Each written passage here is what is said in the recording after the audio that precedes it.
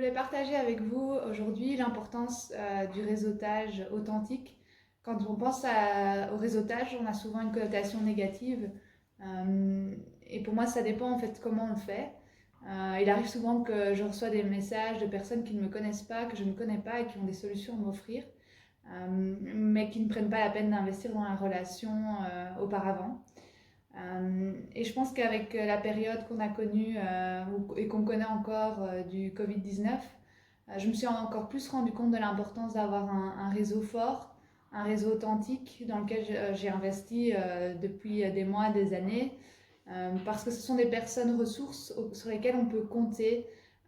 Et en fait, ce sont tous des partages généreux que j'ai faits, que eux font, sans demander une contrepartie et sans l'avoir en tête quand on fait une contribution. Pour moi, c'est essentiel d'avoir une valeur ajoutée à apporter à son réseau. Et John Stepper, par exemple, en parle dans son livre Working Out Loud, euh, de cette générosité, de ne pas faire des choses en disant voilà, je fais ça, mais je sais que tu le ferais pour moi, parce que là, vous demandez une réciprocité.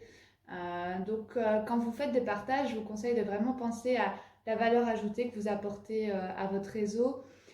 Et quand moi je fais des partages, je pense au fait que je structure mes idées. Souvent on a des idées en tête, mais le fait de ne pas les partager de manière structurée, on peut partir dans tous les sens. Donc je le fais pour ça, et quand je vois que ça aide d'autres, j'en suis ravie, et ce sont des personnes qui maintenant sont dans mon réseau avec qui je garde contact. Voilà, donc je vous souhaite de bons partages authentiques et généreux en ligne.